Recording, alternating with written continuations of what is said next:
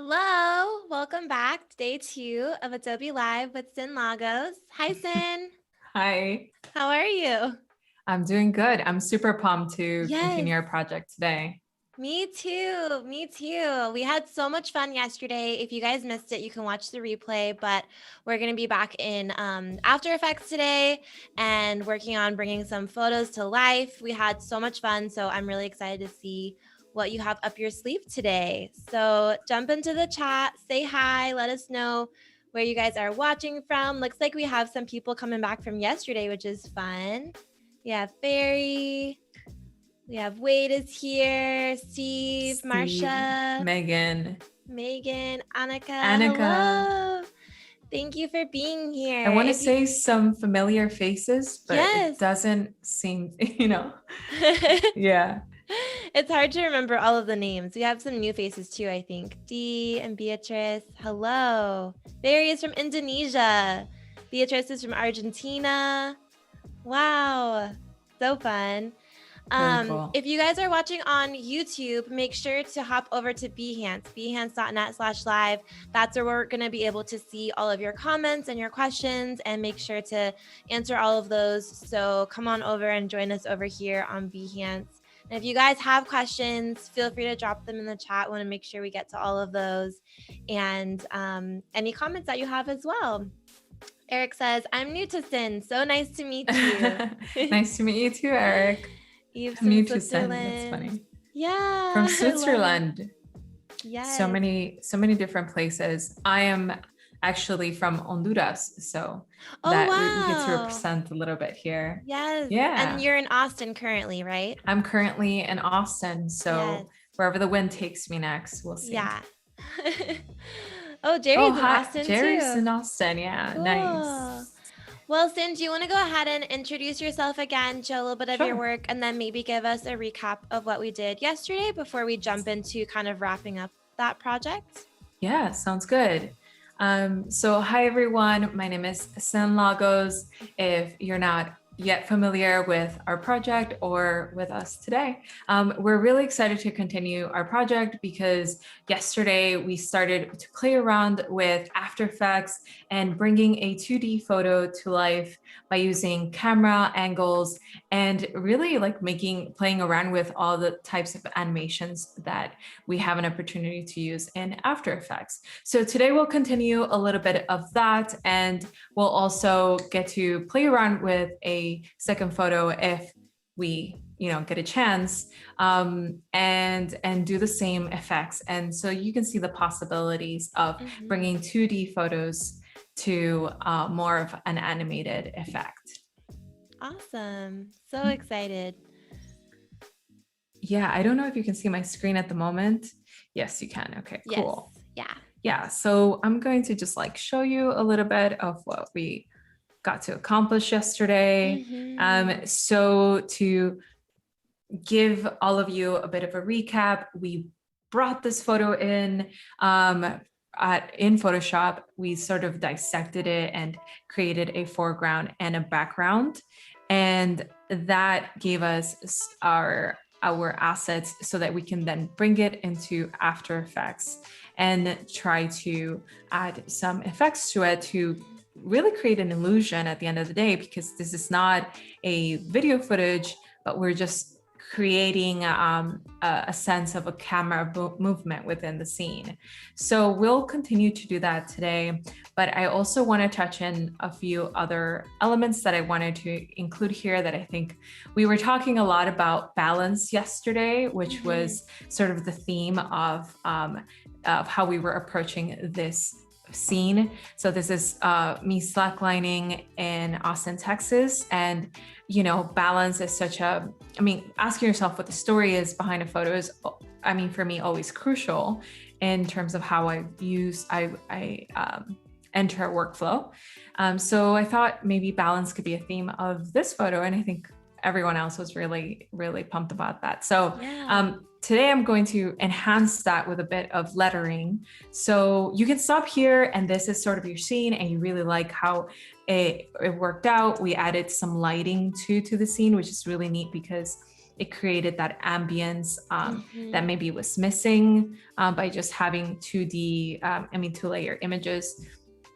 So we're going to add some text because I have a background in graphic design. So I find it really useful to sort of do a bit of a mixed media where I get to sometimes introduce some typography. I mean, some things can be abstract where you let the viewer sort of figure it out. And sometimes a bit of typography can just do the trick and really re-emphasize whatever you're trying to express.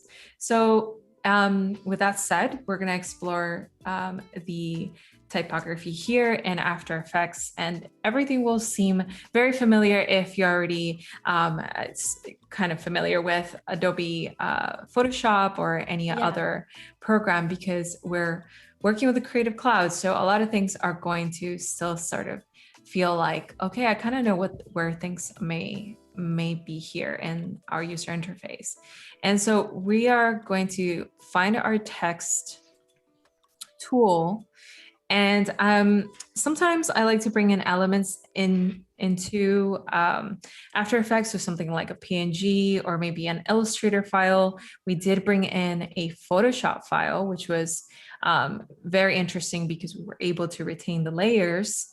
So just know that only because we are working on After Effects doesn't mean that you have to work with video footage. You can completely manipulate all sorts of other files. So today we're going to be creating the text right on top, but just know that you can also bring in any hand lettering or anything that you've maybe created in Illustrator or Fresco. So that's something to think about. I'm going to be typing this actually in the vertical type tool. So I'm going to click on this on a 1 second time there. Okay, let me close this. Okay, so it's the second tool. If you hold it, you'll see it. Vertical type tool, or Control T. And so what this does is when I type, it's going to type going down vertically. So much easier than typing all the letters and then trying to line them all up. But trying to space them and then, I would do that. So we have, I have my selected font already. We can also see the properties for this type, for this font here. So on our right-hand side, we're always going to have the ability to basically change anything that we have on our workspace. So of course, we get to change the typeface. So that's a property that we get to manipulate. And so I've chosen Lemon because that's one of my brand fonts, which I like to keep handy. And also because, as I've mentioned in some of my live streams, I think it's peculiar when we sort of try to make ourselves really, really good at one thing. So if you can exert the use of a single font in many instances, that might kind of show you the many opportunities of how you can stretch it or make it bigger or make it, kind of kern it a lot, which means just the spacing between characters. So it gives it a different personality. Yeah, absolutely. So in this case, I'm going to just really have it here on the right-hand side. So it's not interrupting the rest of the animation. By the way, we did group this into a master. So we pre-composed this, which I'm just trying to kind of revisit some of the things we did. So we know where we're sitting. We did pre-compose this layer. So I'm actually going to remove this. I'm going to actually step into my layers here, which were grouped together. And so now you get to see my camera, you get to see my Photoshop files, which are completely independent from each other. And you get to see sort of the different angles of the camera here. And so the camera is right here on the right-hand side. I'm just gonna turn this on too. So our camera is right here on the right-hand side. You can see how we were able to just tell After Effects to sort of move along the image. So I think I want to introduce my text here. I just changed my camera view, so I can just go back to active camera. And we'll get an opportunity, hopefully, if we have the time, to revisit some of the earlier steps into an image that I already went ahead and separated into foreground and background. Perfect. Yeah. And if anyone has questions about that, you can always watch the replay of yesterday's stream. You can scroll down and it'll be there. Or if you have questions, you can drop them in the chat too, and we can try to go over those as much as possible. Yeah, that's true. So there's definitely a chance for you to like review and then pause it kind of at your own pace. Yeah, catch up. So that's kind of nice. Yeah, Kieran says this looking fresh, and then Fairy says that lemon font feels fresh like lemonade. Wow. I couldn't say it better, so definitely. Okay, so I have my font here. What I want to do is animate when this font, when this title appears within the animation. So at the moment we have it so that it moves towards the right. Yeah. So far the font is not getting in the way whatsoever. So that's good. It might be different for you depending on whether you were tilting up or down. Maybe you want your title to be at the top or at the bottom. So what I want to do is I want to reveal this titles slowly. So I can do that in several ways, but ultimately we touched on masks in Photoshop. We can also use masks in After Effects. So what we're going to do is create a mask, but instead of just doing sort of a square and a regular, something very simple, we're gonna use an effect called stroke. So let's go into the effects panel and type in stroke. And then we're just gonna drop it on top of that layer. We can also double click it while having the layer selected, and that will also make it, apply the effect. Yeah. Lost my train of thought there. Okay, so now that we have the effects, on the left-hand side, we have all of these different properties that we can change and modify. So we have, at the moment, we don't actually have the mask on it. So what we want to do is we want to go into the pen tool. So the pen tool is up here. You can hit the letter G also. And then what we're going to do is create a mask by literally drawing over the letters one by one. So we're going to kind of do it, I guess not one by one, we're going to do it sort of in one single stroke. So we're going to start here, and I want to do it in a fashion, in the same fashion that it's going to reveal itself. So I don't want to just do something jagged. I kind of want the stroke to follow a certain pattern. So I'm trying to think in terms of how I would write the letter B. So I'll probably go in from the left-hand side and start to draw that over.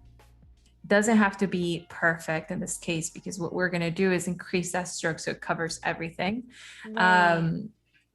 With the letter A, the same thing. It kind of starts from the bottom. This is sort of like a guide to just think about it, but I'm just actually going to start from the top in this one, just because it's a little bit easier. And I'm just going to draw it over.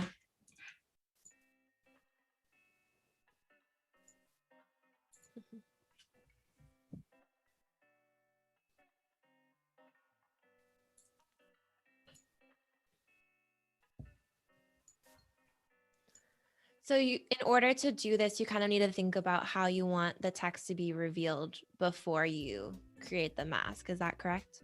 Yeah, exactly. So that's ultimately your goal, is to sort of guide the stroke and how it's going to reveal the mask. So it could be an opportunity for creativity. You could do a swivel, and maybe that's the way it reveals everything. In this case, I'm trying to make it look like it's been handwritten. So yeah, like it's kind of just being written out. Right. That effect can probably resonate a little bit more if the font is a humanistic font, so like one of those that it's a little bit has like those more similar to handwriting. Doesn't have to be a script or anything, more but imperfections, exactly. And that should give it more of an idea. This one, of course, this was created by know, like a computer, but nonetheless it's kind of a cool way to reveal your title. So we're going to go here on the right hand side. And now that we've done that, I'm going to set it to reveal on image, right? So you can see it's already now it's hidden. We can also kind of just go back so you can see how the strokes are happening there. And then we're going to just increase that brush size if it doesn't cover the entire lettering. Like if, for example, if when you put reveal on original image, you still see some white spots, then you just want to increase that brush size, and that should kind of do the trick. In the same way, we want to be able to play with the keyframes that we talked about in our previous animations, right? So like the keyframes is a way to travel between point A and point B and tell it to do a different action or a different effect along that. So what I'm going to do here, just to show you the stroke there, you can see the mask being covered. And so when I go to my end point, you can see how it goes from the top to the bottom. And now if I put reveal on original image, I can also do the same effect, and you can see how it hides.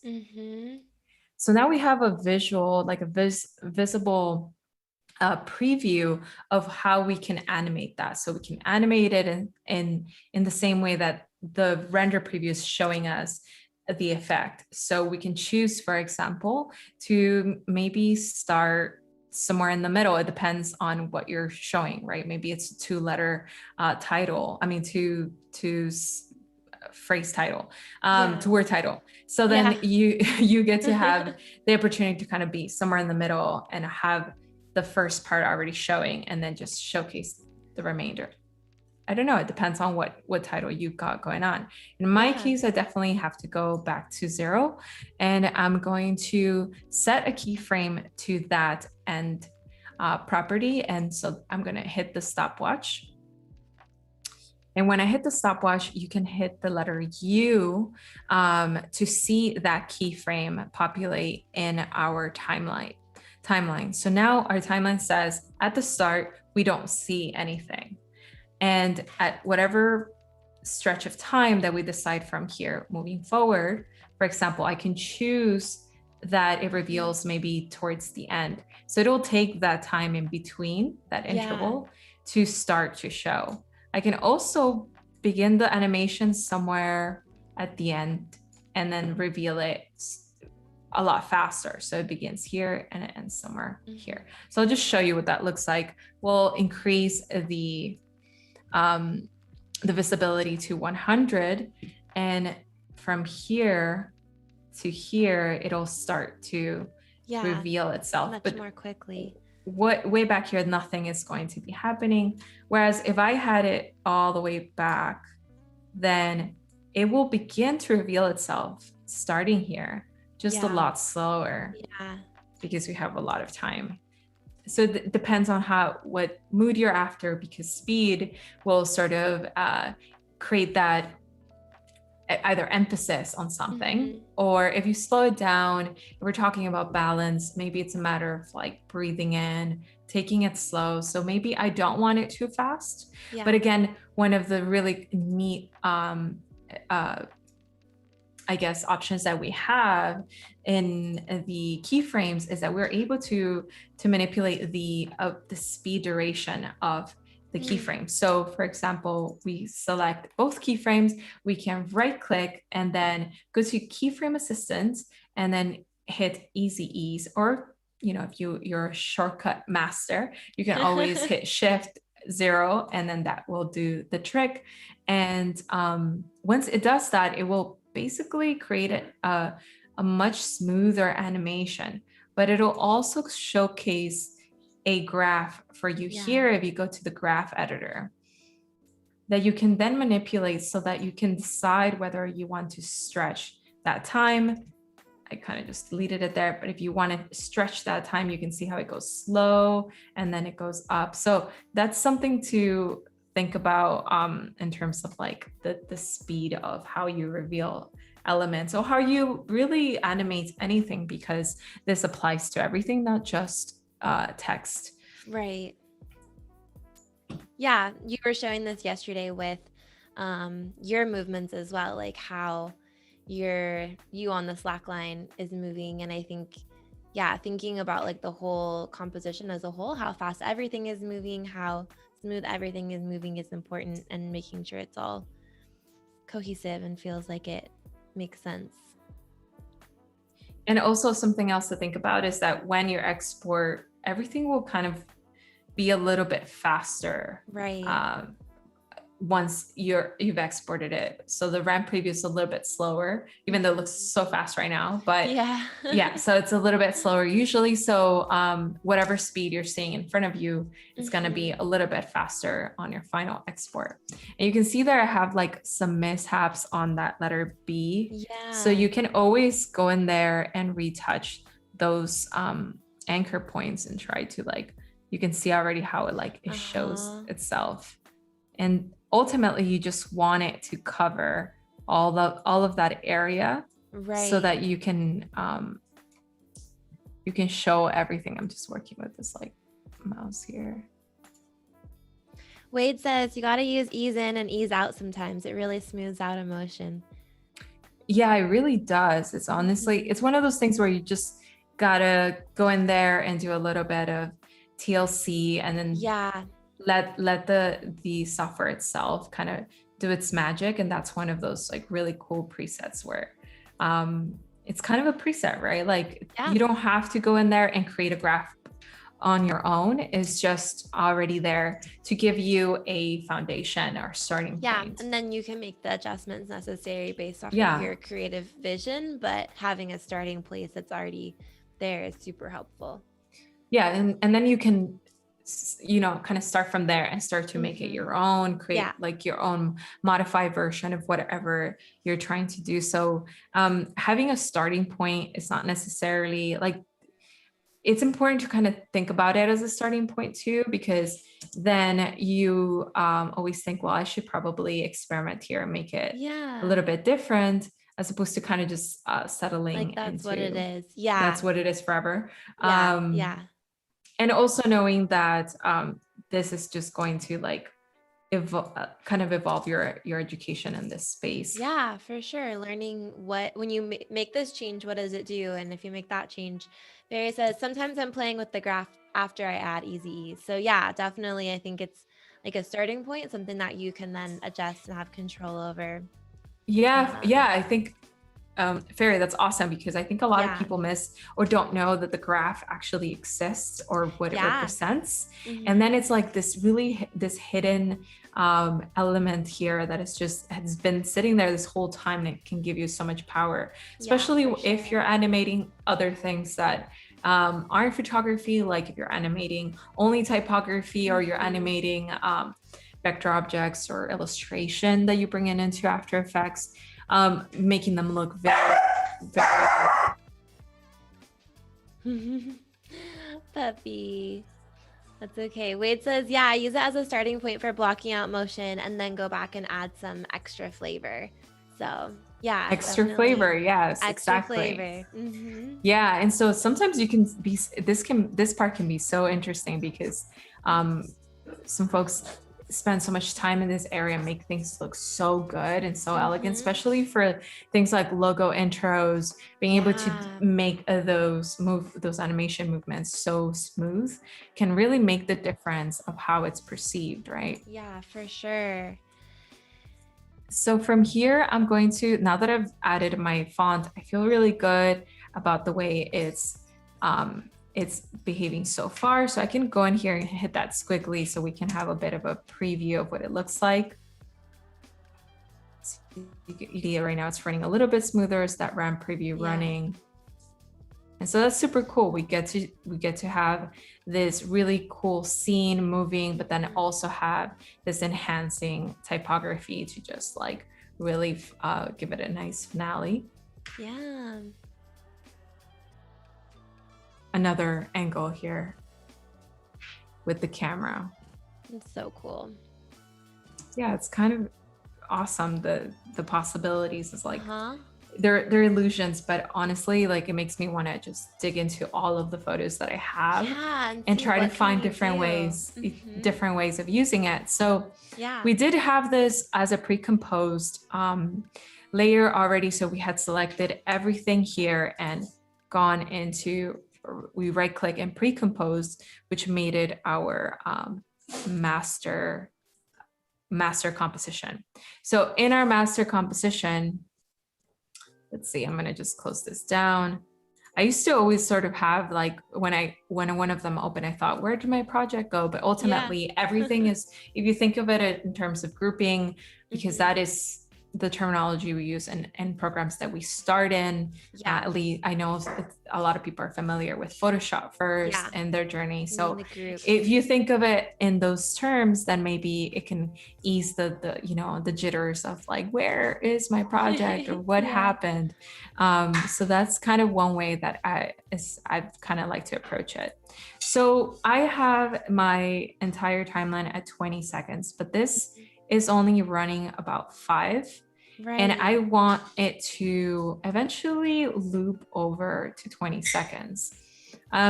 There are, depending on where we are exporting, yesterday we got a question of like, wait, so how do you export at the end? And that is very driven by how or where you're going to be sharing your work, right? So you might have one way of exporting or multiple ways of exporting, depending on your needs. I know that if I was exporting for example, if I was exporting for Instagram, we might need a little bit of a lower resolution, QuickTime export, and Instagram might loop it for me. So that's kind of cool.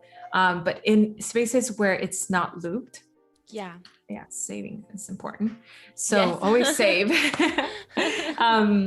So in spaces where it doesn't loop, then like my website or maybe Behance or wherever else you love, maybe Discord, you want to share this on there with everyone else. So being able to do it before you export can be very helpful. So one way I like to do it, it depends on what you're doing, what you have in front of you. But right now, for example, I move forward.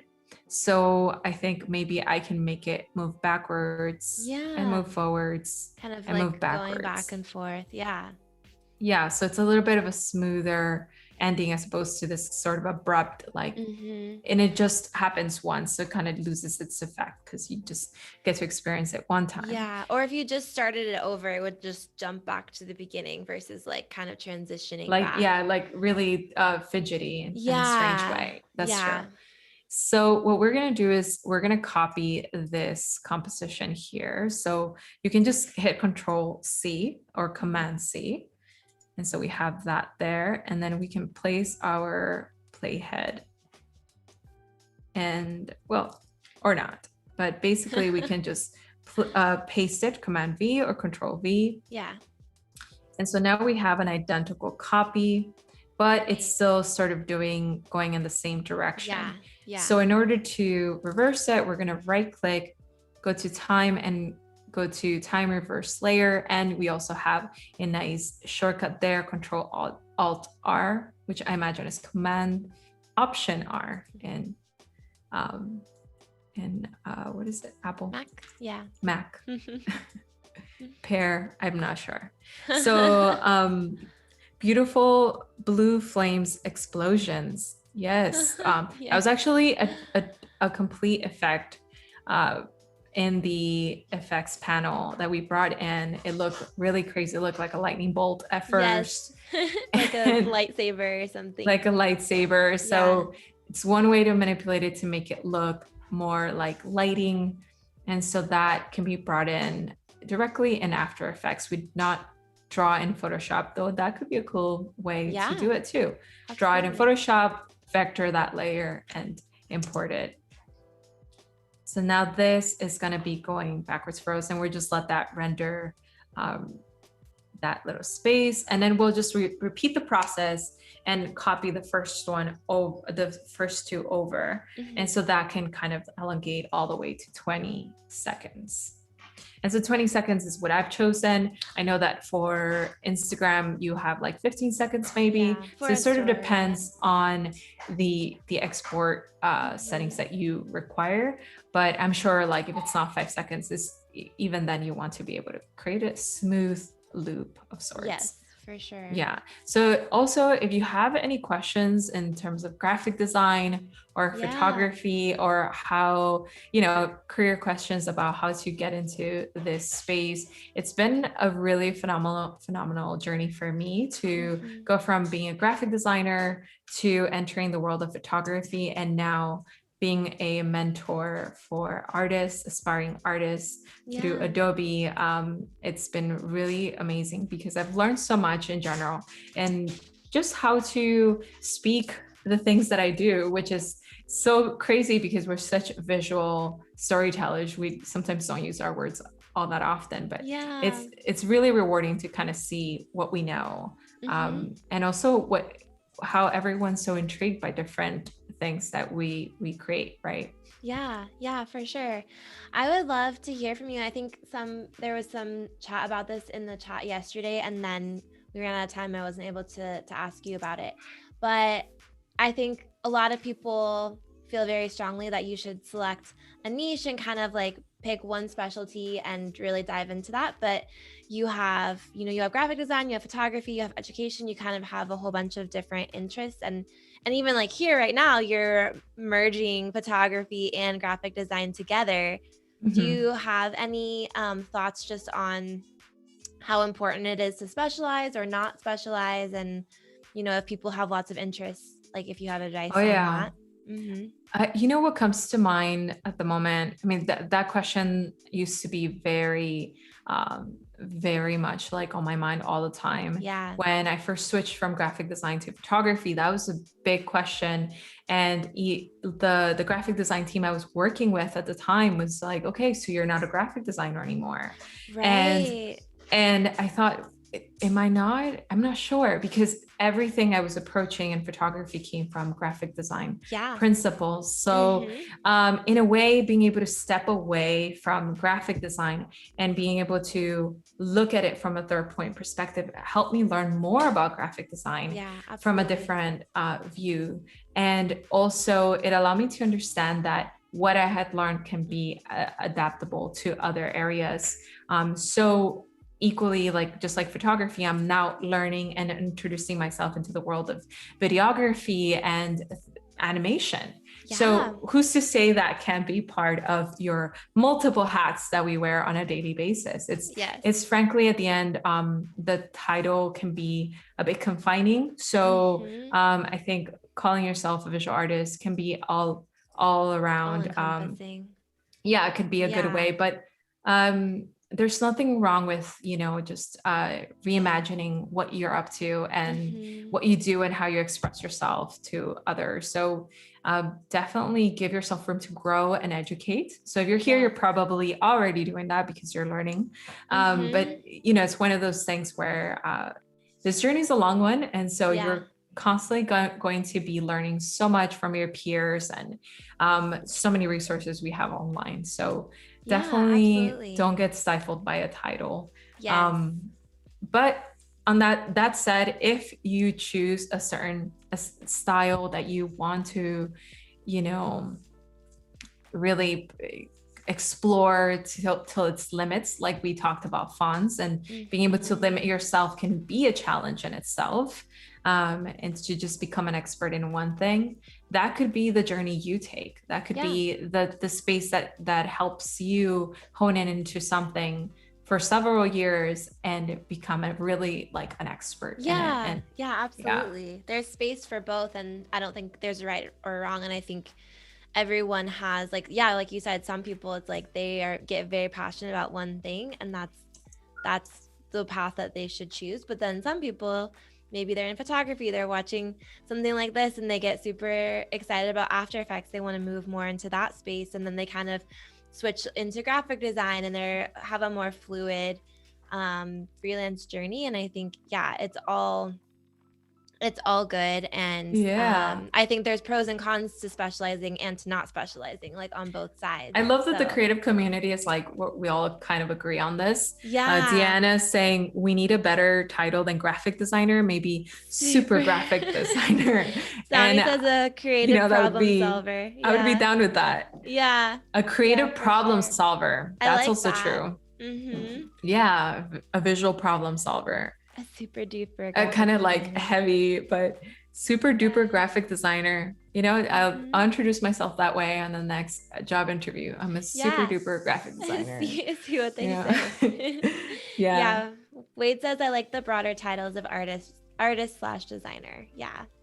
Yeah, for sure. I don't think you have to be honed into one specific thing unless that's something that you are really excited about and you really desire, you know? Yeah, exactly.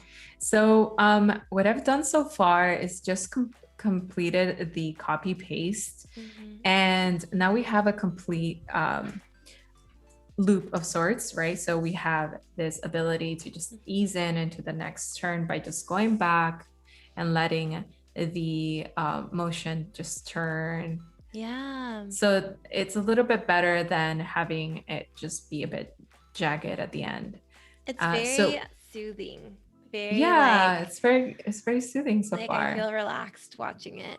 Nice. In the clouds. And the motion. I think like the swaying motion.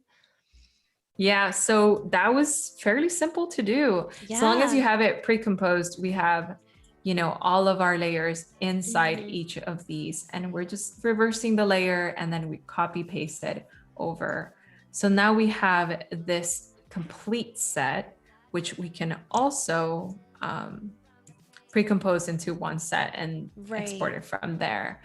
So when it comes to exporting, I have two ways of exporting. I do open up Adobe Media Encoder, and sometimes I just send render to queue. I know that render to queue used to be like kind of my first and foremost until I discovered Media Encoder. I'll tell you that sometimes I'm not sure what the differences are, except that I can use transparency in render when I send it to render queue more than on Media Encoder. So I don't know. That's kind of how my workflow ended up. But so far, we don't have any transparencies here, so we should be good on Adobe Media Encoder if you have it downloaded. And so just run up that program for us, which is a bit more user-friendly for the encoding of your file. So before we would have this little section within After Effects, which is just as well, I mean, does the job, but this is kind of cool. I think it's more introduced so that if you're doing multiple exports, because you can stack up the exports here. Wait, I'm gonna just leave that there. Paco says definitely recommend using Adobe Media Exporter Encoder to export.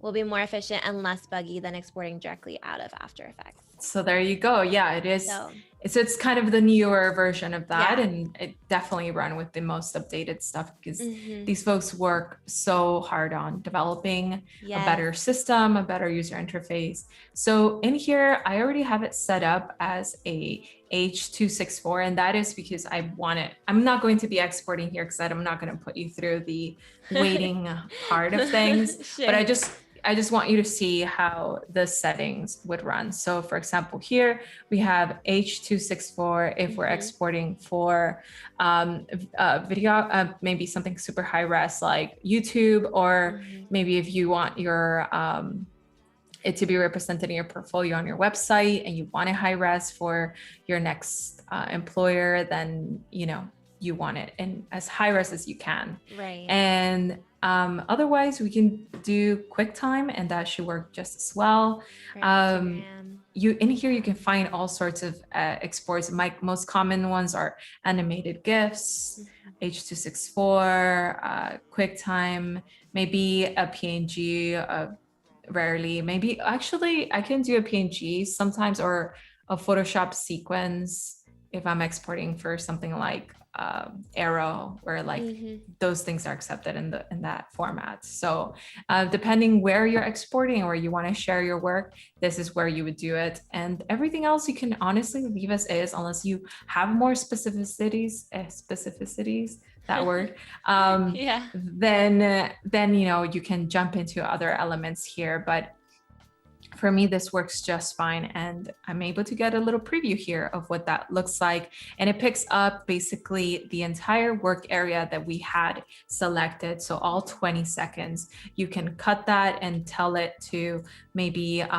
for example, if you had your work area at half, then that would reflect as half.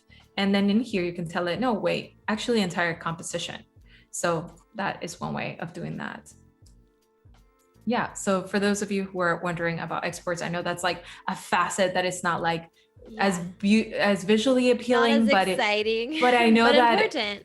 But in a way it is exciting because you're like, yes, I'm finally done. How can I like showcase it? And like, I know for me, it was always like, oh wow, what a headache. Like, I don't know where to begin.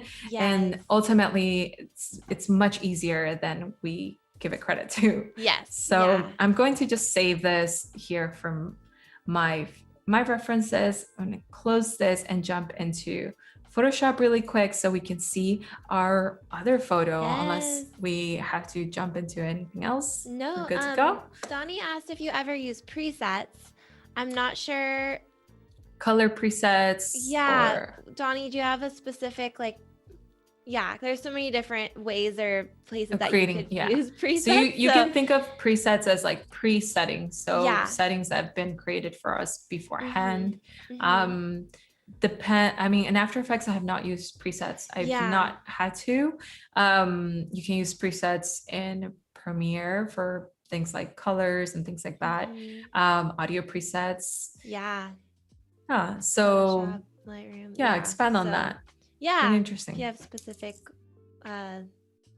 more specific question maybe.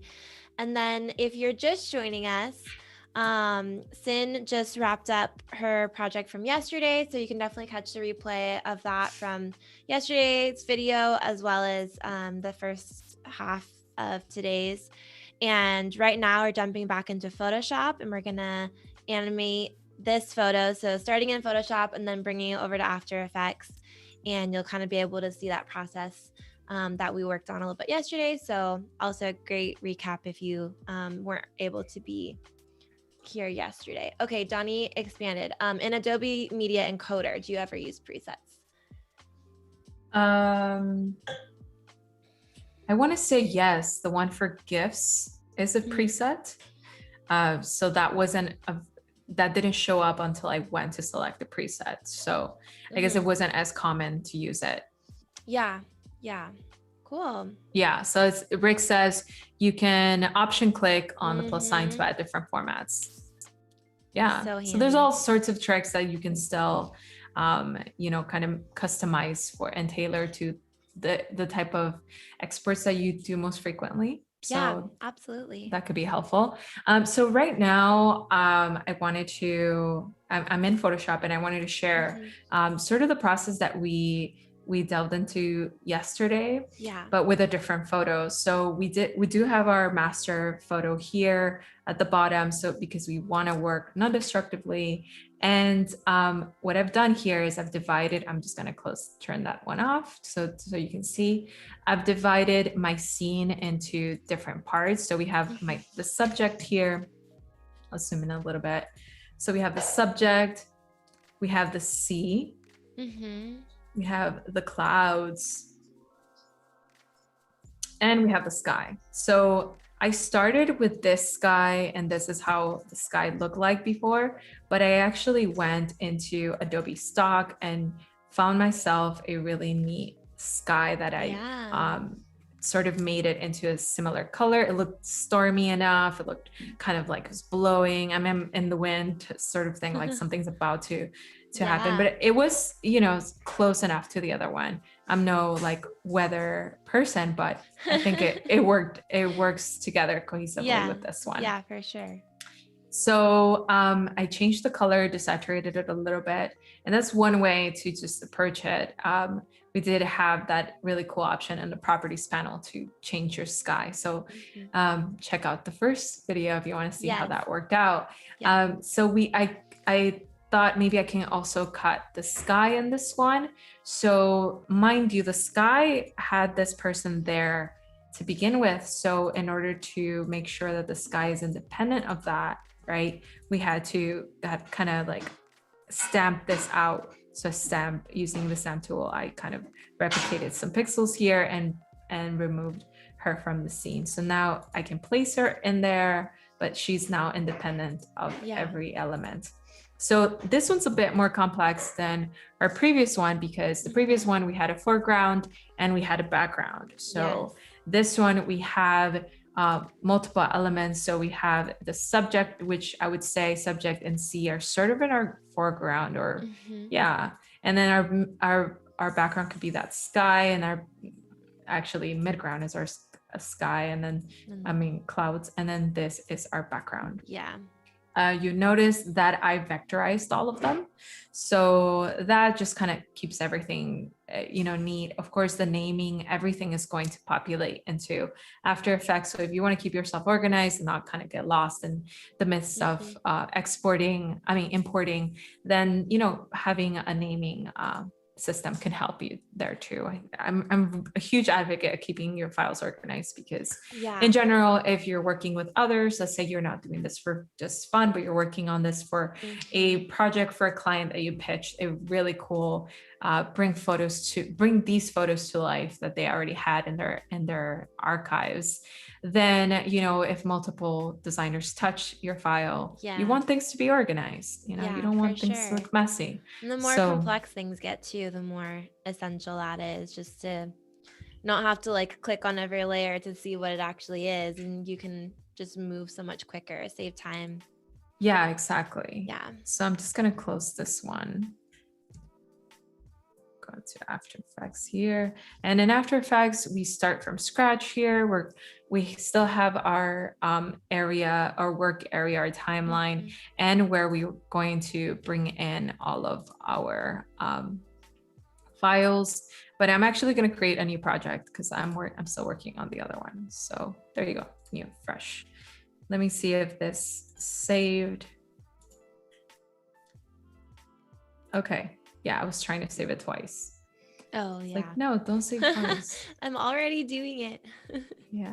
Like, I'm already working really hard here.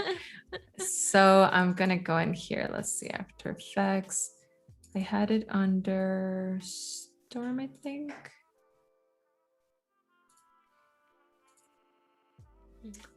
Hi, Jack. Thank you for joining us. If you guys have questions, since moving through this process, feel free to drop those into the chat, or if you have comments. And if you're watching on YouTube, go ahead and jump over to Behance, behance.net/live, and that's where we'll be able to see your questions and your comments and interact with you, which is part of what makes these live streams so fun. So would love to see you over on Behance, and any questions you guys have related to After Effects, Photoshop, Cyn's graphic design, photography knowledge, career advice, let us know. Definitely. So I'm going to be importing this in a way that it retains the layers. And so we're going to make sure that's selected here, and we merge those layers too. And so we're importing that Photoshop file, and it'll basically make that composition here. So we have the specs of our Photoshop file.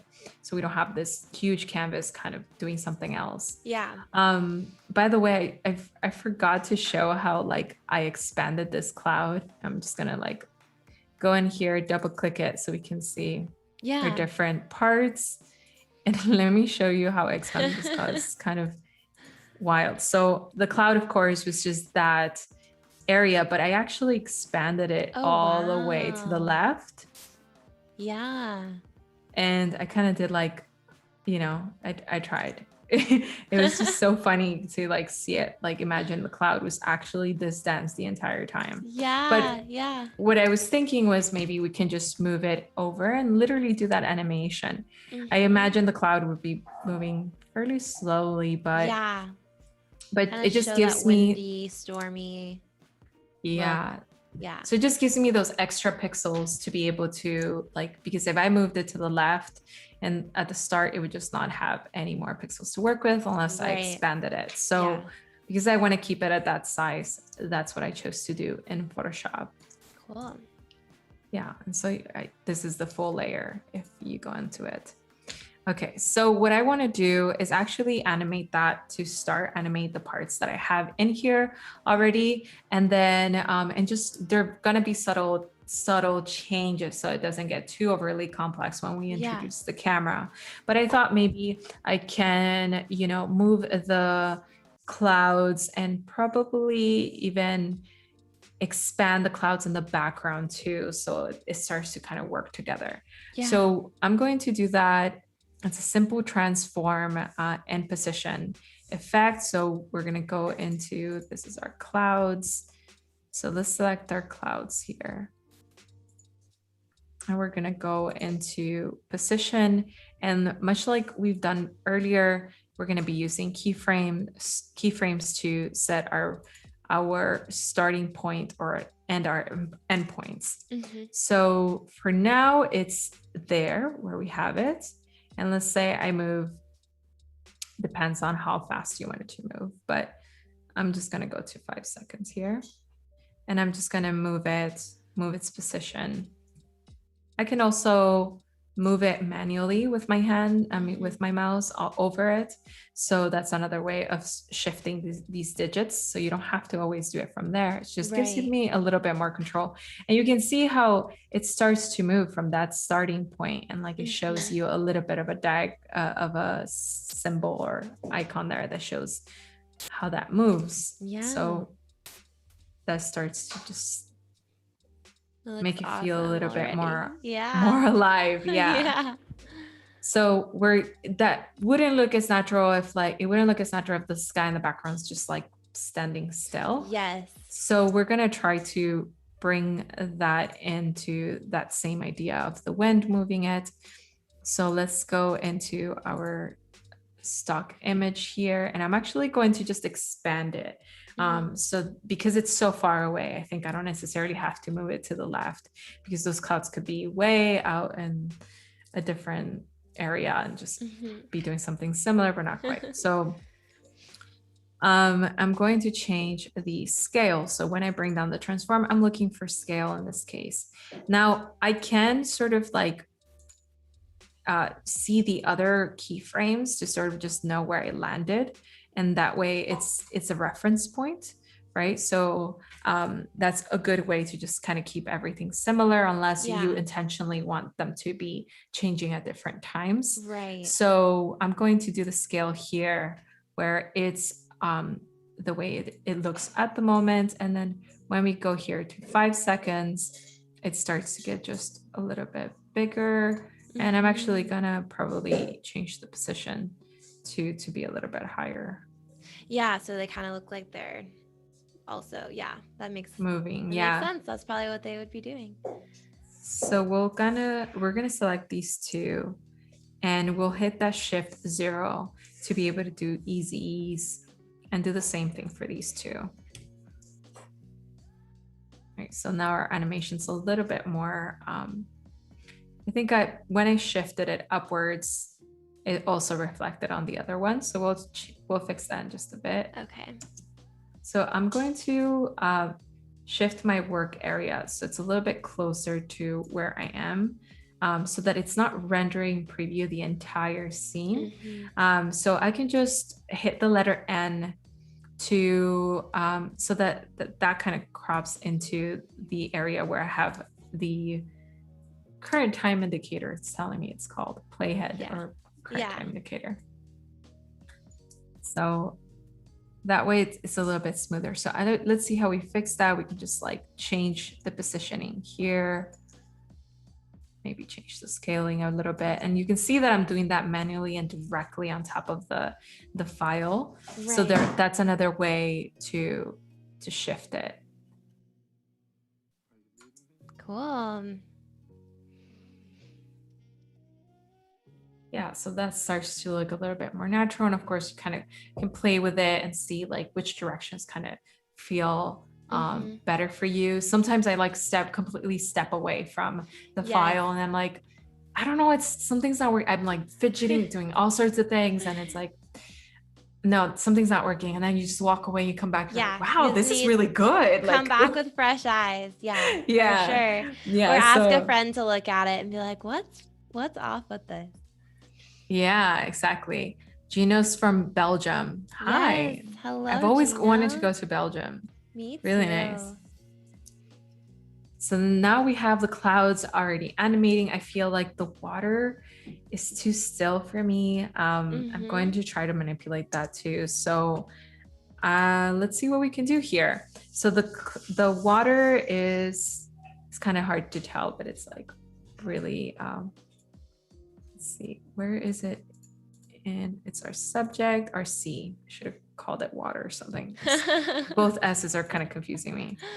Okay, so I'm going to go, so I've closed everything else so that it's not disrupting my view and I can't focus on this one. So what I'm going to do here is I'm going to go into this puppet tool to basically move around that layer and make it seem a little bit more wavy. Yeah.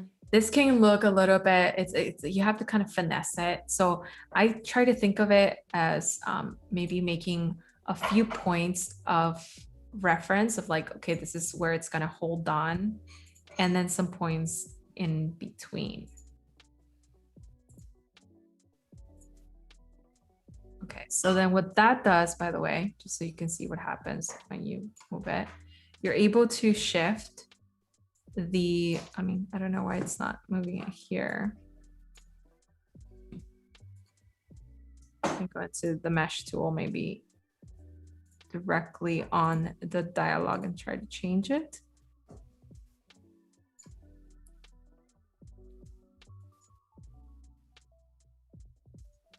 There you go, I think.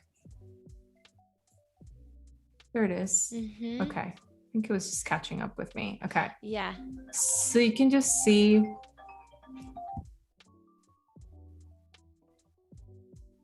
See how it's kind of going up and down in the wave. Yeah. Wave so fashion. You can just see, I mean, I don't want to overdo it because it can start to look really, I don't know, not quite exactly. I kind of spend a little bit more time in something like this. But we're going to try our best here and see how we can change it. You can see we've sort of taken a few of the pixels, so I want to bring them put back. That back. Right. Franco asks, is it also possible to make the animation of the front cloud in kind of a forward roll? Forward roll. Forward roll. Do you mean like coming toward, like rolling towards us or rolling away from us maybe? Yeah, I guess if you wanted to come towards you, you'll probably want to make it zoom in. We'll definitely create some spacing in the Z coordinates so that it starts to look a little bit more forward. That's another way to accomplish that. At the moment, we're trying to kind of like focus on the animation of the layers themselves, not the camera yet. So, but nonetheless, you can do that with the scaling maybe, or just with the camera alone. Yeah. So let's see, I'm gonna go in here and check I'm gonna just hit you, I think. Yeah, there you go. So you, So in the U, once you click U, you're going to be able to see in the timeline the keyframes that you've created here. Mm-hmm. I want to actually move this. So when I move forward, I didn't see this pixel like out. Yeah. So you gotta like be very delicate Keep in your this eyes on stage. that. So, Yeah. you know, definitely we're doing things a little bit more speedy Gonzalez here. So Yes. definitely, take more time in this step for sure. So you'll see that each pin has a keyframe set up here. So as we move forward, we can change the positioning of that keyframe. So if this one's down, maybe I'll move it up. Actually, I think this one's down. Yeah, down. I'll just lighten it up a little bit and then kind of bring them back to where they were. So they don't have to be exactly perfect. But just making a minute change can then start to show. Yeah, just that there's some kind of motion there and we'll get the idea. Yeah, I'm gonna pull this one back too because the pixels are showing. Yeah, so we'll let that render so you can start to see how it moves. And sometimes I use this, for example, I used it once for a boat that was in the middle of the water, and there was this really nice wave sort of circling around it. And so just putting those pins around it and pulling those pixels slightly. I think the trick here is to do it as slightly as possible. I'm just kind of just letting it do its thing. Yeah. It just kind of starts to get wavy and change a bit for me. Yeah, that's really fun. Yeah, so it's not still as possible. So you can shift the animation later. How slowly you want it to run is determined by the distance of the keyframes. But at this point, what we're going to be doing is just at least easing the animation so we have that smooth effect. Keyframe assistant, easy ease. Wade said about making the cloud kind of roll forward that you could animate a mesh warp and possibly move the layer forward in the Z direction towards the camera to give that effect. Cool. Yeah. I love to see a project. If you work on a project, I love to see that. Yeah. Yeah, I think absolutely. We're sharing those projects on Discord.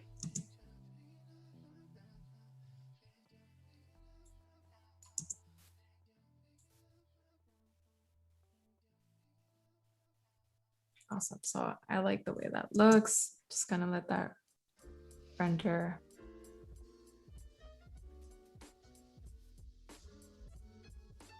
Mesh warp. I love this whole idea of the Z coordinates, the Z direction. It seems like so outcast. So yeah. It's like a misfit move, like I don't go X, I don't go Y. I go Z. Yeah. I go Z. Yes, it's really nice to know that you can change things, manipulate things to that extent. Absolutely, yeah. Because it just gives room for so many different, so much imagination. Yeah. So I have it. I'm going to leave it this way. I'm not gonna kind of mess with it too much. Sure. And I like my subject where it is. I don't think I'm going to change that too much. You could add some pins on the subject and maybe make her move a little bit. But I think leaving at least one of the elements still can give it a bit of that cinematograph look to it. Yeah, so it's up to you and how you have your layers. Yeah. You might not have a subject at all. You might just have this beautiful landscape. Okay, so now we're gonna right click and create a new camera so we can start to bring in our camera. I'm gonna change this to 50 like we did yesterday, so 35 millimeters, and leave everything else as is, unless you want to change it to a 2-node camera. In my case, I will just work with one. So once per session, yes, that's fine. All right, so now we have this camera that shows up on our timeline, and it's its own layer. So that means that it has its own properties too. So it has this transform properties, and it has like all these other camera options. So if you want to be able to create like basically all the effects that a camera can give you, like depth of field or blur, that you can shift so many things and make it seem like it was absolutely recorded with a camera. So cool. Which I think is like crazy, because I mean, honestly, at the same time, if you have some photographic experience, you'll look into that and say like, wow, like I know exactly what that is, and I know how to manipulate it, if I was in the production, like doing it, this is how I would probably turn the camera, or you know, this could benefit from a little bit of a blur. Yeah, for sure. Yeah, so I don't know, it's so cool to have experience in all those different things, because then if you have experience working with still photography and then you come into After Effects, you'll kind of already know what those adjustments will do, like you said. So yeah, exactly. Not essential, but it's helpful. Yeah, exactly. It's not absolutely essential. It might be that it works the other way around for you. So you learn those things here, and then you jump into a camera, you're like, wow, that's like kind of like After Effects. Yeah, absolutely. Yeah. So now we have our camera, and I can go in here and sort of shift the views. So we have different views of our camera. And right now I have custom view 1, we have custom view 2. And ultimately you can see here, this little guy, this little tiny square is our camera, and this is what it's looking at. I'm just gonna go back to one view, active camera. And if I put 2 views, now I get to see the camera alongside the artwork. I'm going to see if I can change this to custom view 1. There you go. So I'm going to change this to the selection tool, or V, so that I can hover over these and start to pull them over. So I want to change the distance between them, so it starts to look a little bit more like a 3D layer. And so I'm going to change some of these here.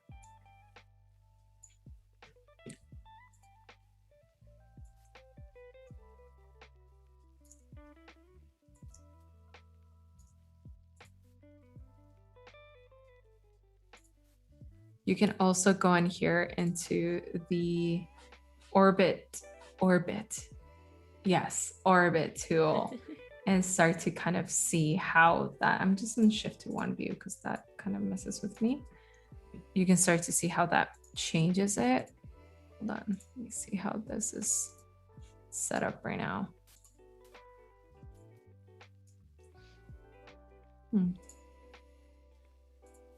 Oh, I forgot to vector them. I mean, I forgot to make them 3D layers. I just called it vector. I guess I assimilate those two. 3D. Yeah, so I actually have to make all of them 3D layers so the camera because the camera won't work with them, right, if they're not. Exactly. I was like, what's happening? I guess part of any design approach is to troubleshoot. Yes, absolutely. Just gotta always troubleshoot. Let me see how what happened here.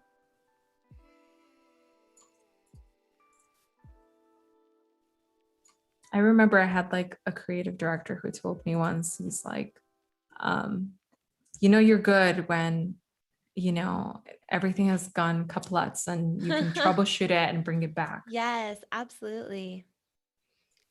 Because that happens so often in so many situations. Like the most common is probably not saving. Yes. Oh, the worst.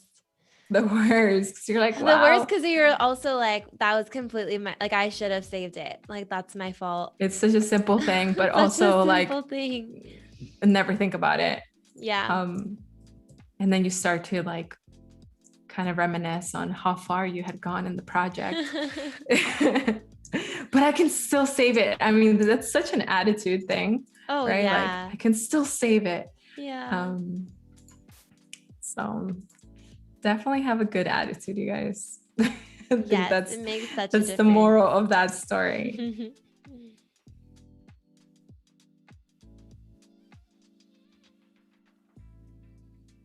Just gonna let that run its thing there. Cool. In about 20 minutes, we're gonna have an artist spotlight. So if you have questions for Cyn, we'll probably have a little bit of time after that, but make sure to get your questions in before that so that we can make sure that we have time to answer those. And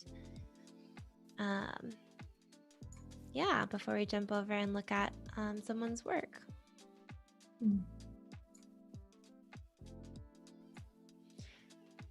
Yeah, I'm excited to see that. And if you click on the tab that says Artist Spotlight above the chat, you'll be able to nominate someone for an Artist Spotlight, which is kind of fun. So if you have a friend that you want to nominate, go ahead and fill out that form. That's awesome. Yeah. Wade says, LOL, I can still save it. Every designer. Every design. We should make a shirt out of that. Yeah. It's like either a t-shirt or a mug. Mug. Yeah. Only if you've been there, you know, you get it. Yes. I can still save it. I still got it. Yeah. So funny.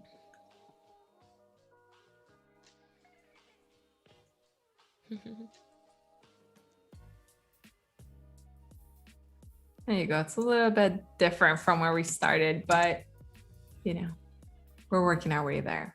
Yes. All right. So let's see. All right, now we have our camera view. Cool. It's like, where did everything go? So now we've learned that lesson. Definitely make it into 3D objects, that little tiny square there that's like a little cube, really. And you can see how everything changes. So I'm able to basically move around my camera here and sort of give it a different angle. Of course, you have to keep in mind that if, like, say I move it to the right here, you're going to start to see some of those pixels. Which is why I wanted to expand that cloud. You can definitely choose to scale up your files, or alternatively, maybe stamp each sides of your file. So now you've created more, especially with something like this, because it has so much texture. It's really difficult to decipher where it starts or where it ends. Things like trees, or I don't know, things like skies, definitely you can get away with a lot. Right. So right here, let's see how we're looking.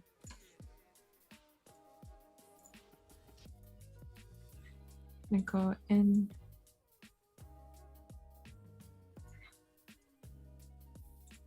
And try to see what are the options that I have in terms of panning, or kind of moving the camera a bit to the left.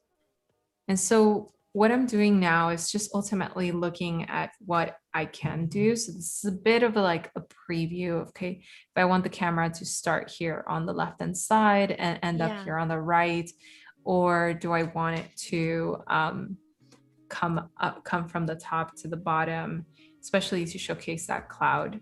Could be kind of interesting to start to show from the bottom. So let's see how it looks when I do that, or coming in. That's kind of cool. Yeah, I kind of like that. I feel like that might look cool with how the clouds are moving too in the water, if you're kind of going into it a little bit. All right, so Ellie makes the vote. I think that's what I'm gonna do. So let's put a keyframe on this camera. And so we want the positioning to be in this area. We're still working on this this work area, so it's going to be smaller than our complete 20 seconds. And when we go back, we want it to reset to going further. River Mark says depth, deep. Yeah, when people say that what you just said is so deep. I know. You say, well, that's depth, you know? Yes. You know about that?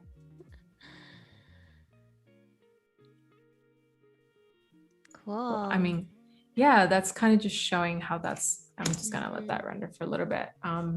But yeah, that's kind of showing already like how that's coming in.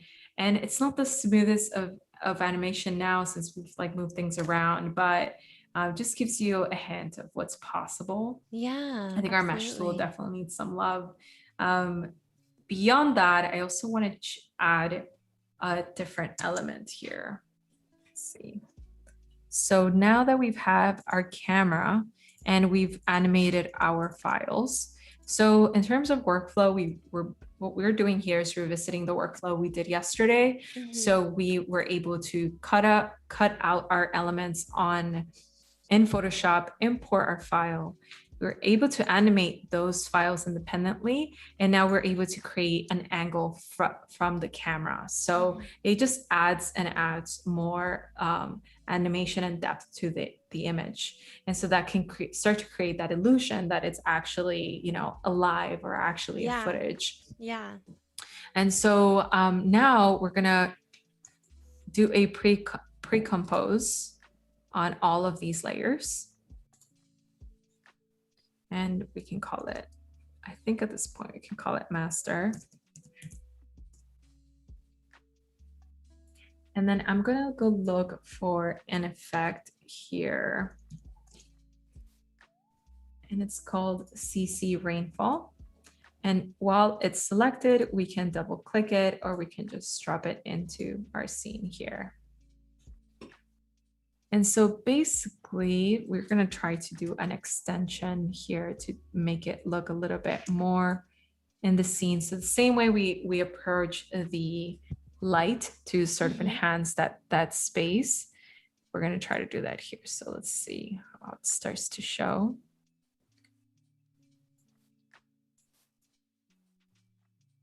I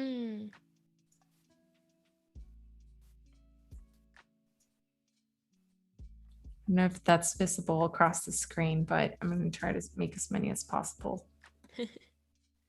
Yeah, it shows, I think. Yeah. It's a very subtle, can also increase the size of the drops. Right. And then the speed will animate later. You can also sort of animate the wind. So I'm going to pretend the wind is coming this way. Yeah. Yeah, which makes sense if the clouds are blowing. Yeah. There would be some wind for sure. I've definitely like gone into the ocean right before a hurricane, and it feels quite like that. It's super fun. Yeah, I mean, nothing is happening. Everything is so calm. Yeah. And I mean, it's raining, but it's raining very lightly, and there's always this really like ominous cloud just sort of hovering. It's like I'm about to drop any second now. Yeah. And yeah, it's very really nice. I mean, I wouldn't go after because a lot of the sea creatures kind of come towards, like all of the jellyfish come to the surface. So definitely not then, but not recommended, but yeah. But maybe. It's a lot of fun. At your own risk. At your own risk, for sure. So yeah, we get to sort of see a little bit of that rain bring us into the scene a little bit. Yeah, absolutely. Just adds a whole nother element to the photo. Yeah. So there's so many like different ways to just sort of change the scene by like changing the positioning, by changing the scale, by just playing with the puppet tool and modifying the pixels themselves. You know, it's really, you know, so much imagination can take it to different places, but also creating like effects that are already set in place, like rainfall or the light, and just changing some of the properties to make it a bit better can really improve that feeling. That cloud is moving so funny. But yes. Yeah, we can change that. We can modify that. So we can always go back. I feel like it wasn't doing that before, right? It was going just more to one side. Yeah, I think it's once we had to move all the files a little bit. Yeah. Yeah, and it kind of shows there. Mm-hmm. It shows in that graph how we did it. I can also just reset those keyframes. I can go to U and change that up instead of.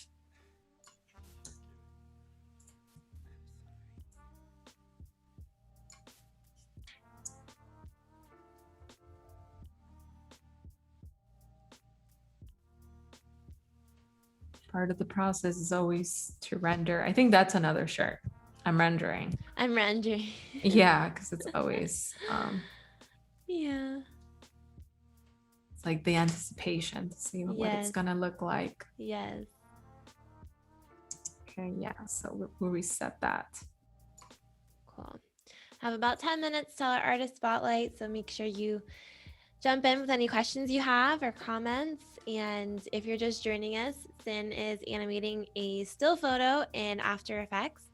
And so we were in Photoshop a little bit ago, separating the layers, and then now finishing up the animation on them. So it's pretty fun. And there's replay available of yesterday's stream if you want to catch that. There's also going to be a replay of this one as well. So if you're just joining now and you want to watch it from the beginning, you'll be able to do that, which is awesome. Yeah.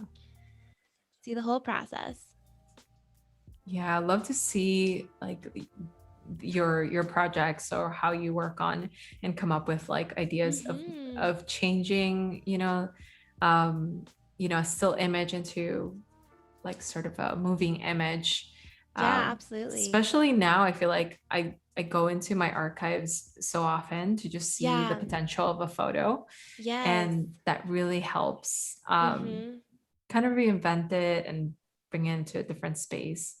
Yeah, you can just take work that you already have and play around with it. That's a great way to learn the programs and to expand your portfolio without having to create new work, which is really cool. And kind of interesting now that Instagram is saying they're moving more towards video content. Then if you have still images, you can, kind of get away with making them into videos now, which is awesome. Yeah, I mean, Instagram going into video, I had no idea. Well, that's what they're saying. I mean, there's still going to be a photography, like a photo platform, but they definitely are favoring video content. So, which is, I remember there was a time that it was weird to take photos, digital photos, and post them on Instagram because it was expected to for you to take a image with a phone because it was a phone. It was a phone app. You were there for those days? Yeah, I was there for those days. Yeah. It was like blasphemy. How dare you take a photo with a professional camera? Yeah. I know it's changed a lot. It's changed a lot. It's changed so much. I particularly love like sharing my work on stories because it just like gives you also because I love the 16:9 ratio. So it just gives you so much more space to like really take over the phone, the device. Like it's so true. If you think about things like from a user perspective, like you just always think like, well, they're using this tiny phone. Why don't we take it over? Yeah. I love that. I love that perspective. Yeah, that's super cool. Also, that's a good way of thinking when it comes to like the ratios of like, if you're putting something on your website, maybe you want to think of things as landscape. Yeah. And because it's like, why would I make it 4x5? Maybe because I'm gonna share it in a space that's going to be suitable for that. Yeah, for sure. River Mike says you could do more rain layers at several depths. That would be cool. Super cool. Yeah, and different sizes. I wanted to actually add our light here to. Oh yeah. I feel like we can't go without it. Yeah, the lightsaber's back. There it is, the lightsaber. Just gonna. So that's a preset as well that you added, and then you're able to adjust the size of it, the opacity, the look of it to make it less direct and more like a real light source. Yeah, and it's just kind of like modifying the little like parts of it, so the size, the drops. I mean, I'm in the drops for some reason. Why am I here? Light sweep. There you go. Nice. I mean, in this case, it could look like a thunder. Oh yeah, a lightning bolt. That would make sense. Although that would be kind of terrifying if you're in the water and then there's lightning. Yeah. I mean, so long as it doesn't get to you, it might be As long like, as it doesn't hit the water. whoa, Yeah. I was there for that. I mean, oh my God, I'm just bad influence. So, okay, let's see. If I go here, maybe the sweep intensity. Yeah, I can start. It could just be like a little bit of a hint, not necessarily too intense. So we can change the intensity as opposed to the positioning, or we can also do the positioning. So it's several things at the same time. I'm actually going to go somewhere in the middle to do it. So it goes on and then it goes back to off. Nice. So it's like a kind of like a flash. Mm-hmm. So you can see there those keyframes. Yeah, so a little bit of a flash. It might have to bring in the keyframes a little bit closer together so it really truly feels faster. So More when you're like thinking, a flash. Yeah. right. Yeah. And that's where that plays a role, and like the distance of your keyframes plays a role in how fast it shows. Mm-hmm. Yeah, and there's so many ways to like think about adding different effects and like compiling them on top of each other. Yeah. So that's lightning crashes, says Reverb. Yes. Reverb, that's a cool name. Reverb mic. Yeah, I feel like, you know, I can't wait for the day that Instagram changes. It's like regular posts from 4x5 to 16x9, 9x16. Yeah, because it would look so nice and so elegant. I mean, I know they don't really want to do photography these days, but yeah, it would look I think incredible. they always will. I mean, they can't. Yeah, I mean, I guess they can do whatever they want, but yeah, I feel like photography we can only will speculate. Always be yeah, important as well. Cool. That's true. I think we've like created such a generation of photographers. Mm-hmm. It's such a thing that happened like overnight. Yeah, that's true. It's a true phenomena of like our generation, you know, to be able to just see how like everyone picked up a camera and we're also like I don't know, like self-taught, resourceful. So we find different ways of like educating ourselves and like we playing have with the ability toys. to educate ourselves so much more than anyone has in the past, like with so much online content and so many resources that just weren't available before. So yeah. Ooh, that's fun. I love that. Yeah, so hit that squiggly. Yeah, let's see it big. Yeah, the squiggle.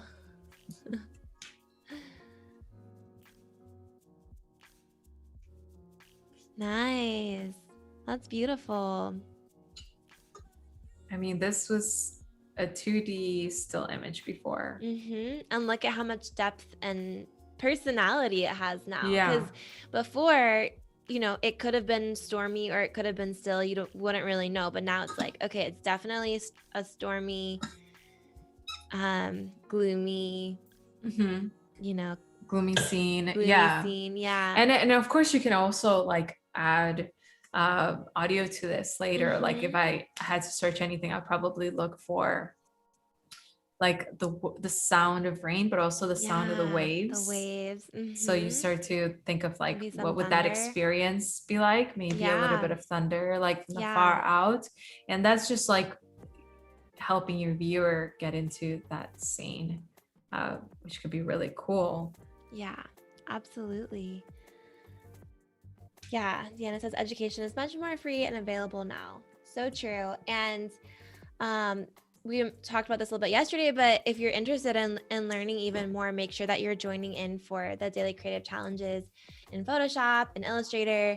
Those are a great way to really expand your education. You're going to learn so many new tools, and then you can also upload your work to the community and get feedback to others, and that's super helpful.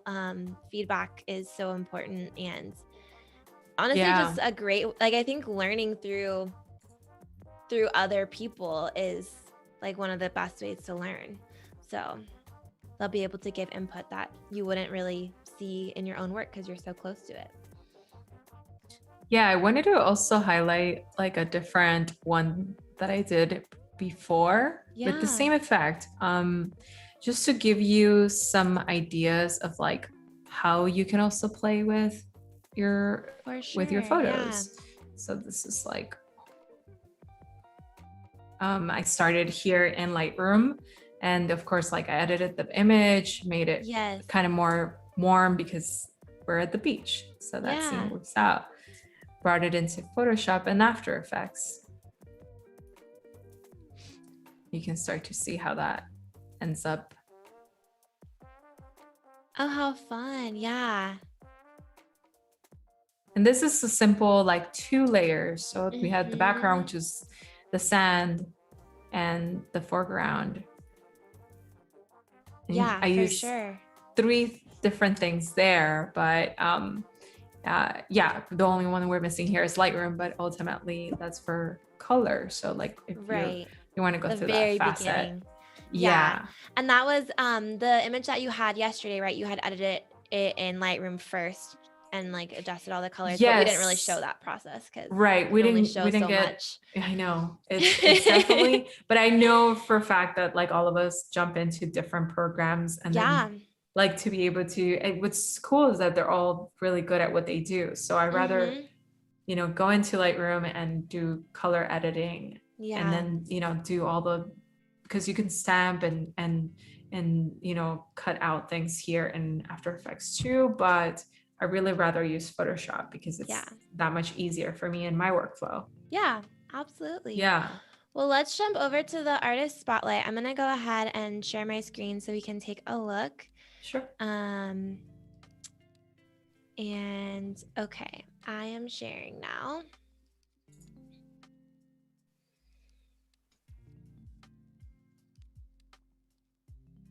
Cool. So our artist spotlight today is Catrin Evelyn Photography.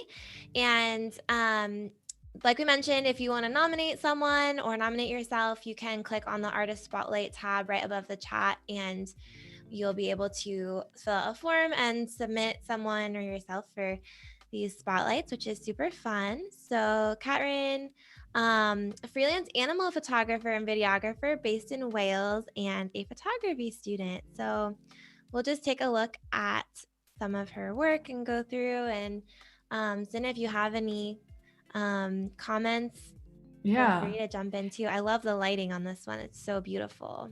Yeah, so really interesting, because when it comes to photography, I think photography can be really challenging when it comes to like what you choose to photograph. For a very long time, photographing nature for me seemed a lot more challenging than photographing a stranger, for example. Because how do you focus into something? Like you just either have that drive and that like that attention to that particular subject. And I love to be able to see photographers do things that like they're driven to photograph. What are they interested in? Like it might be telling to what they're exposed to. Here in Austin, I was actually able to see more horses for the first time. So that's it's just so beautiful to see it being part of the culture.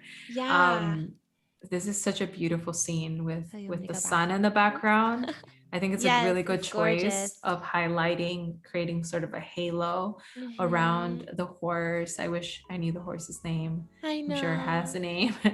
But yeah, being able to highlight that it's nice because it didn't entirely make it into a silhouette. So you're still being able to show it. Yeah, you can still kind of even go a little bit further in either Photoshop or in Lightroom and really highlight the eyes, because I can see them a bit, and just doing some dodging and burning, or just doing some spot selection and highlighting the eyes there in Lightroom could be could be another like asset to bring it in.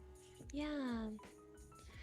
This is so hard too, shooting animals, because Yeah, like they'll people do will do whatever. what you tell them, but animals, like this horse is just Yeah. gonna do what it wants to do. So that's like takes a Yeah, special that's skill, I true. think, to work with animals. A lot of Like patience. through I some of these. think I Oh, think every photographer's attribute, like personal attributes, is just to be patient. yes. Oh, That's little really sweet. Labrador. How I mean, it's kind of sweet. hard here because you're like making us melt with these really cute subjects. Yeah. Um, Yeah. I so know. We're like, yes, all these pictures. I love this lighting right here is really fun too.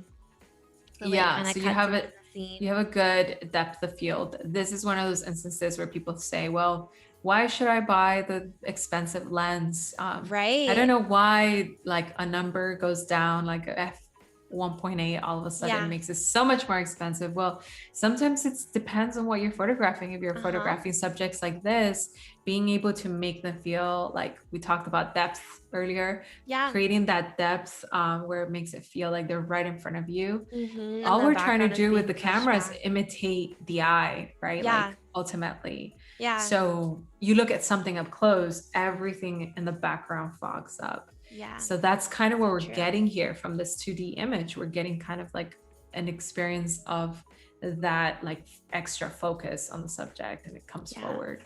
Yeah. Beautiful. Again, I wish I knew his name or her I name. know. All the names. This Oh, one's that one's beautiful. gorgeous. I love this. I Wow. love like just how the color of the horse just pops against the It's like black, and chocolate. and the texture of the fur is so soft and silky.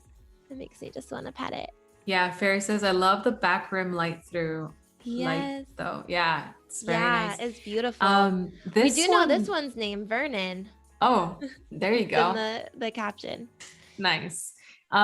So this one's really, really nice because you can tell that that black really allowed the colors to pop and also Yes. the lighting to pop, whether accidental or on purpose. It's always important to like think about how you can isolate your subject, whether it's because you desaturate the elements outside of it, or because you find a opportunity where they're around something that's less obstruction, so like a single pattern like the grass was helpful. But this just makes it look like you brought in the horse into the studio, but there's just the lack of light that helped make that happen. I would love to see that printed. Just you can tell that's going to replicate so beautifully. Yeah, it's beautiful. Beautiful. Someone wrote bias, but he's gorgeous. I love when people play with their grid on. Yeah, it's really fun. I think there was another, here we go. There's another one with the grid, which is kind of fun. You can just see the images so much larger. Oh, nice. I love this guy too. Just so cute. Those little sassy bangs. Yeah. Yeah, they are. It's yeah. Like that haircut. It's so good. Yeah, I think, I mean, animals are sometimes the easiest subject in the sense of like they're so photogenic.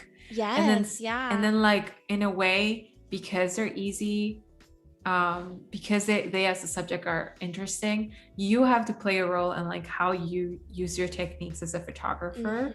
So like using those show up even more. So that using that depth of field or really focusing on the lights, it's like doing still subjects too, still objects like food or I don't know, a vase or something like that. A vase.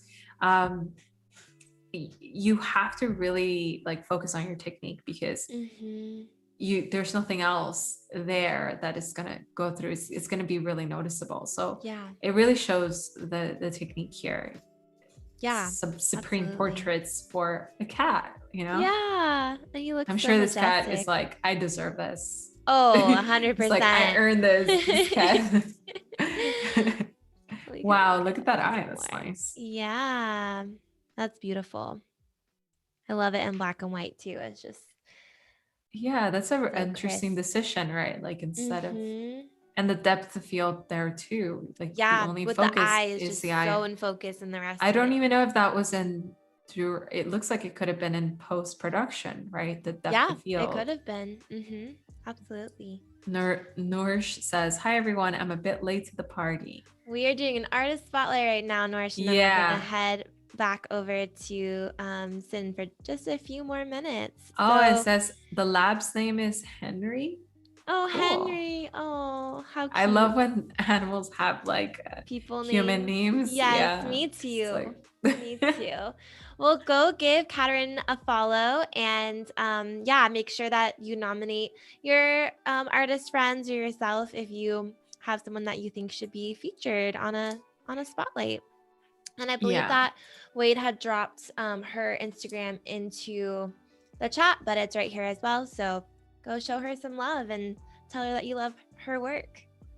And we can jump back over to Cyn for a few more minutes. We are almost done with today's stream. So any last questions, make sure you ask them now because we only have a few more minutes left. Mm-hmm.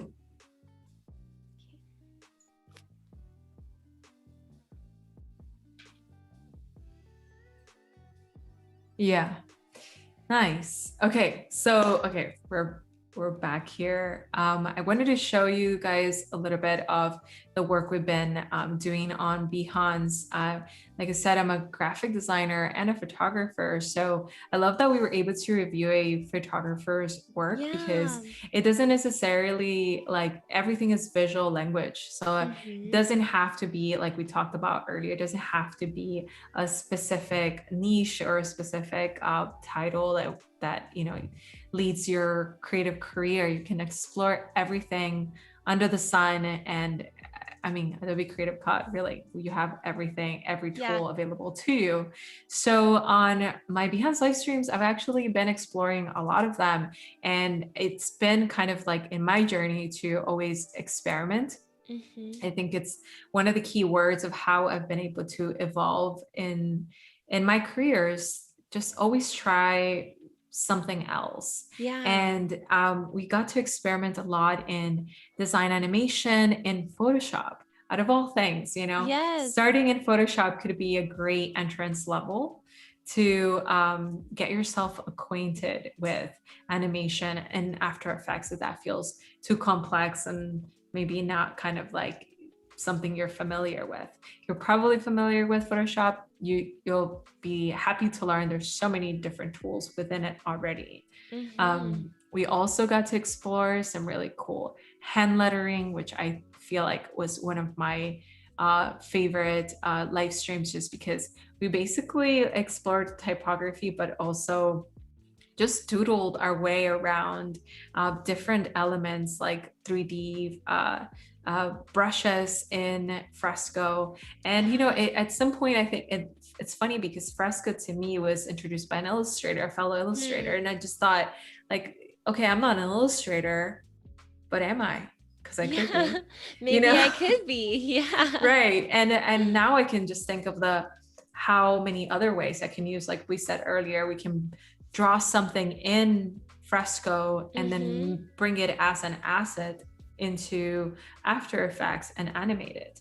Right. So the same thing we did here, we had a poster design and we brought it, well, in this case, we made it into an animation in Photoshop. So that's kind of a good way of kind of considering a mashup of the tools, or like mixed media, so to speak. Right? Like in real mixed media, it would be like paint and some other media there, but now we're talking about the digital realm, and that still kind of involves many different tools. So definitely don't limit yourself. Deanna says you're a super duper graphic designer and photographer, or a super duper jack so I of have all trades. A brand new title now. Super duper jack of all trades. Update your website now. Definitely must update.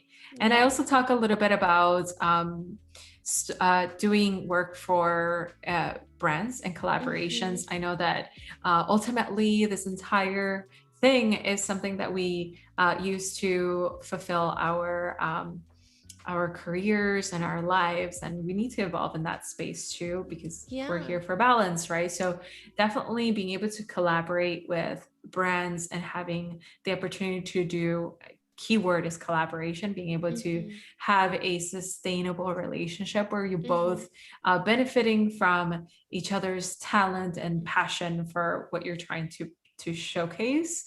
It's just so phenomenal. And honestly, I've been able to like work with Google, with Adobe, and that has all of these relationships I now like foster and have become sort of like part of these tiny creative communities. Not so tiny really, but kind of amazing to think that all of it started with a project collaboration. So if you ever have like questions about what that's like, you know, it's a fair like it's a fair like ambiguity that we all have. How does it even happen, right? We are all very talented and we all have these really cool design expressions, and you know, we experiment so much, but at which point can we start to work with the brands that we admire, that, you know, speak sort of like the same essence as the things that we do? Very important, by the way. Definitely always collaborate with brands that you respect and you really like, right? You align with. Yeah, that you align with, not just on a business level, like never mind that, just the fact that like you believe in their like pursuits, and you really like what they do, and you know, kind of fits into like, would I buy this? Yes. Like, would I be able to like showcase this? That would just fuel your artwork and your creativity and the project that much more. So I think that's like really important in general. Wade says, "Oh, hi Annika. Sorry, been here but lurking." Annika, yeah, she's always lurking. Thank you for being here. We have about 10 more minutes, so if you guys have any more questions for Cyn, feel free to ask those. Cyn, is there anything else that you want to show us? Maybe we hop back over to Photoshop or After Effects for a little bit, or if you want to show more in your Behance, that's totally fine too. Oh yeah, sure. Actually, I wanted to just share my site for a second to let's take get people look. acquainted we didn't with. show it at the beginning of the stream, so that's great to kind of take a look at it again and see. I've been a really lucky gal, and I have Cyn Lagos for absolutely everything.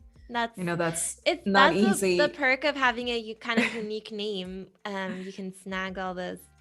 Yeah, for sure. All those handles and names. Yeah. Annika says lurk and work gang. Yes. Yeah, great to have this on in the background while you're working on things if you're not able to participate. It's still great to learn. Yeah, for sure. So yeah, this is my website. I've set up a section called news, where if you keep up with me, there's also a lot of different like very I don't know, I call it news, but it could be anything I'm up to pretty much. And I get to work with so many different brands all the time. Like I got to work with this hotel in Collins, and it was amazing. It was such a beautiful experience. I've been working with Skillshare, and like honestly, there's just so many cool projects that we all work on so often, and I just want to share it with everyone. But also like getting your feedback, and I would love for you to be able to like share your projects with me too, because I think it's so important in the process to be able to just get feedbacks from other creatives.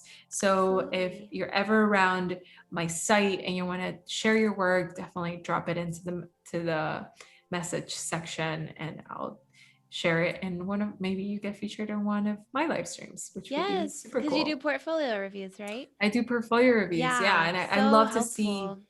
Yeah, super helpful for everyone, but also for everyone, not just the artist. But I also just like, it feels me to be able to see what everyone's up to these days, you know? Yeah, so I have a little bit of everything here. I have like a case study on my photography. This photo I took before the pandemic happened, and it kind of evolved into this other thing, because I was wearing a pin that said I have seen the future, and it was so crazy to me that this person was there kind of like telling what 2020 was going to be about for me. And it said I have seen the future on the glass. Honestly, I love photography for that because you don't have control over it entirely. Yeah. Like there is a point where it becomes its own. But it's honestly like so interesting to see it evolve and let time run its course. And I thought that was notable, and it was an observation that I made of my own work. So I chose to share those thoughts in this section of my site, because honestly, like all of this just has to come out somewhere. So I just put it here, and I think, well, there's that. I took it out of my system, because it's just like interesting observations you make about your own work can also be really valuable. And other people can learn from that and be inspired. So sharing that is always, it's so important. Glass half full, says Reverb. All the work that I've been able to capture. Rob says, I'm with Annika in the lurk and working, but it's so hard to concentrate with the great content being presented.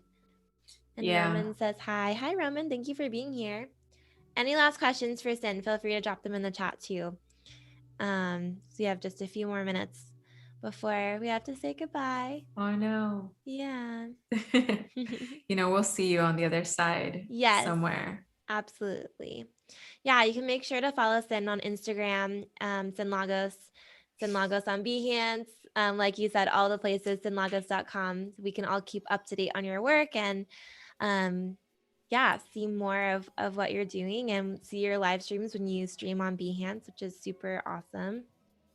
I honestly, like, that has been such a cool space to be able to connect with everyone, because live streaming is basically just interacting with everyone in the moment. Which is so cool. And there's so much of that now, I feel like more than ever, which is amazing. And it, you guys sometimes influence my work, which is so cool to just like kind of collaborate in the moment. So it's been really fun. Reber says, great photos, thank you. And Rick says, I learned a lot. Have a great day. Thank you for coming through. Have a good day, Rick. Thank you for being here. I appreciate you all for showing up and showing up for both days. If you got to join us yesterday, otherwise you can see the replay. For sure. Still, and take your time and learn the skills we learned today to just create your own masterpiece. Absolutely. For sure. I think there's so much that can be applied, and I think it's going to be cool to see how people take what they learned and make it their own as they're playing around with the different tools. And I think, it's really cool to see how people use the same tools or the same prompt and they create totally different things. That's what's cool about the challenges too, the daily creative challenges. Everyone gets the same prompt, they watch the same demo, and then everyone does something totally different. And that just shows how creative and diverse everyone is. And I love that. I think that's probably what's happening today. We're all just very diverse. That word, multidisciplinary. Multidisciplinary. It's really difficult, but that's what we all are pretty much. I notice we like try different things. This is some of my work, by the way, the ones that we were talking about, I think on our last one, just printed directly on the wall. That was so much fun, because just being able to see your work printed is always so rewarding. And even the little damages on the side, I was like, that looks so neat. That's something where if it wasn't there, you might go back and add it in Photoshop or something. You add, exactly, that's true. You add the textures and make believe. Or in a mock-up, you would maybe add that texture to make it look, like it does here in real life. It was really fun, because I was basically looking for walls that would complement that photo. So this one had that orange background, and I thought, okay, well, I'll put a blue photo there. It's so fun. Just the complimentary. Franco says, thanks, I learned a lot. And Belinda says, really learned a lot. Can't wait to try it out myself. Thank you. Definitely share with us. I'd love to see what you do, and just experiment with different photos. I think different photos will give you a different effect. Absolutely. Just gonna show those.